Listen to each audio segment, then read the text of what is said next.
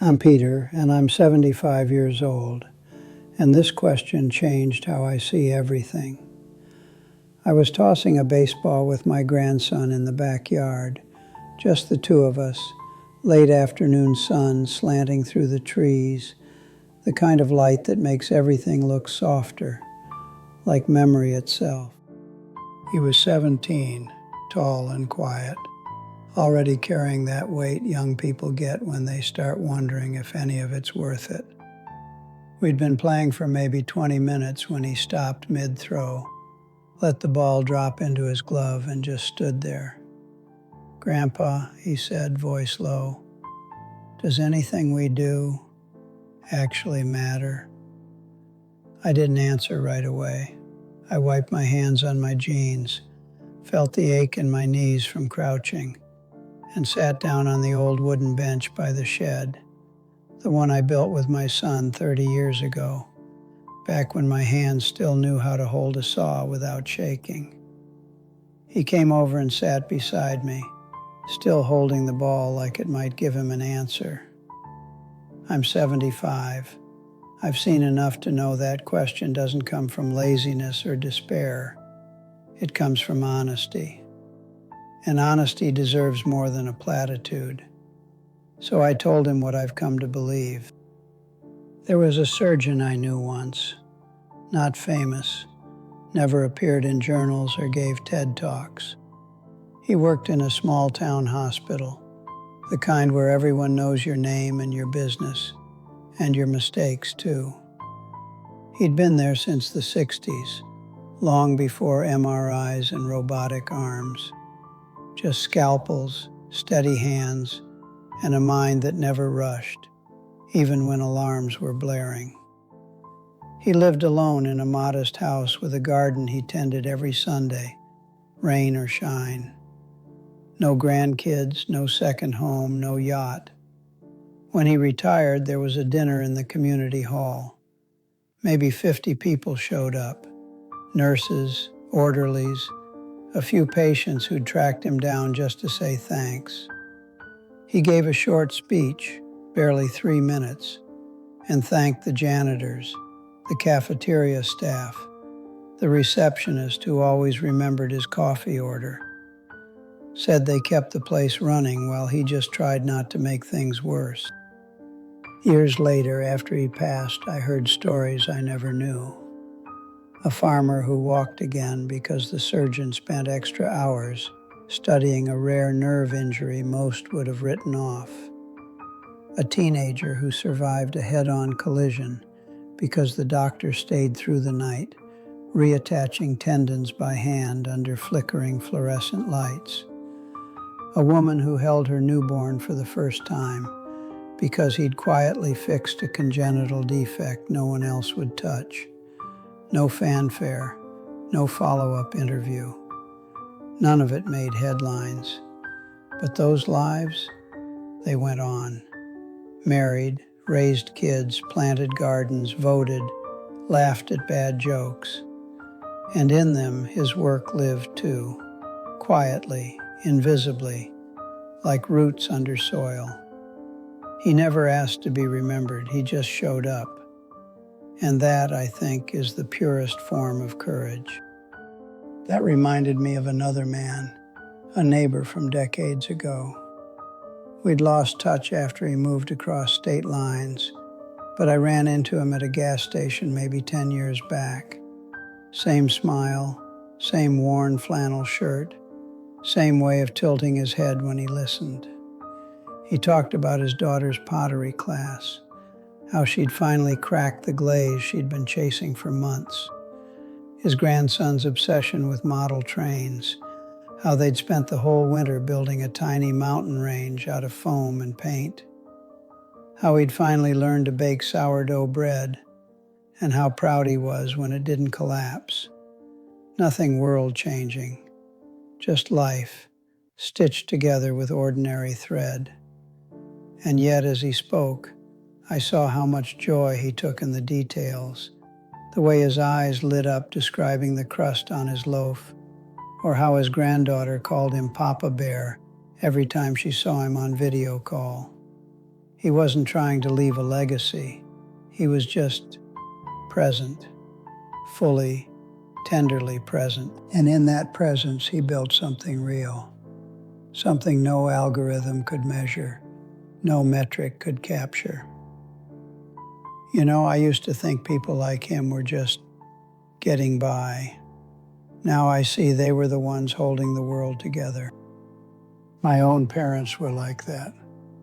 They never missed a chance to visit when they could. Drove hours through snowstorms or summer heat just to sit at our kitchen table, drink weak coffee, and ask about the kids' school projects or my wife's garden. They didn't bring gifts, just themselves. And somehow, that was always enough. I didn't realize it then, but now I see. Showing up was their language of love. They couldn't fix my problems, my job stress, my doubts, my fears about raising children in a changing world. But they made sure I never faced them alone. They'd sit with me in silence sometimes, just reading the paper, and that silence never felt empty. It felt like shelter. That's a kind of mattering that doesn't need applause. It doesn't even need words. It just needs you to be there. I thought about my son too. When he was small, maybe 8 or 9, I taught him to hammer a nail straight. Not because I cared about carpentry, but because I wanted him to know how to build something with his hands, to trust his own strength. We'd spend Saturdays in the garage, fixing bikes with wobbly wheels, patching fences after storms, learning which screwdriver fit which bolt. He'd get frustrated, swear under his breath, almost quit. But I'd say, try again. You're closer than you think. And eventually he'd get it. The nail would go in clean. The board would hold. Years later, long after he'd left home, he told me those afternoons were the only time he felt truly calm. Not because of the nails or the wood, but because I was there, paying attention. Not distracted by work calls or the news, just with him, watching his hands, offering a steadying word, letting him fail without shame. That's when I understood. Teaching isn't about the lesson.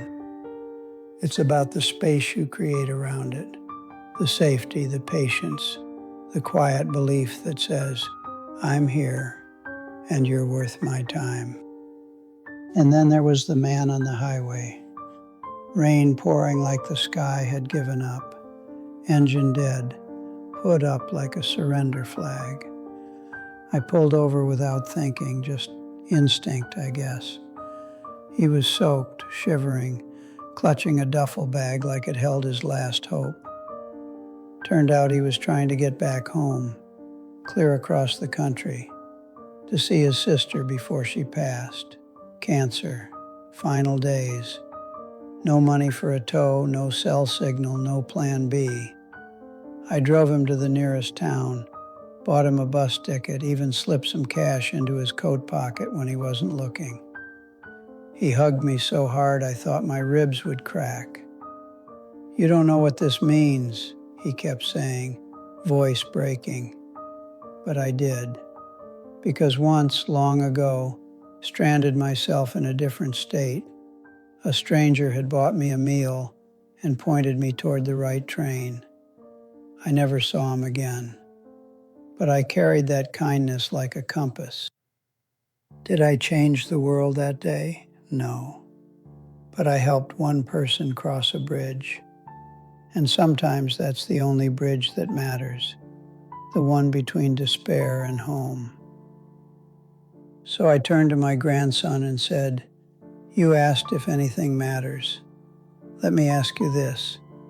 When you held that door open for your teacher last week, did it feel important? He shrugged. It was nothing. Exactly, I said. That's the point. We've been sold a lie, that mattering means being seen, celebrated, remembered by crowds, that you need followers, metrics, a brand. But real significance? It's quieter. It's in the call you make just to listen, not to fix. The meal you cook for someone who's tired. The patience you offer when you're exhausted yourself. It's in showing up, even when no one's watching, especially then. I looked at him, really looked, saw the doubt in his eyes, but also the hunger for truth. You don't have to save the world, I said. Just be good to the people in front of you. Be honest, be kind when it costs you something. Keep your word, show up, even when you don't feel like it. That's how you stitch meaning into life, one small thread at a time. He didn't say anything, just nodded, and we went back to throwing the ball, back and forth, like we were stitching time itself with thread made of silence and trust.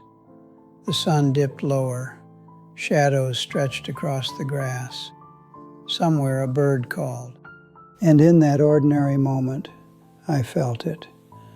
The quiet hum of a life that mattered, not because it was loud, but because it was true. And maybe, just maybe, that was enough, more than enough. If any of this resonates, if it stirs something in you, I'd be grateful if you'd pass it along to someone who might need to hear it right now. Subscribe and, if you're willing, drop a line below. What's one small, ordinary thing you're going to pay a little more attention to this week?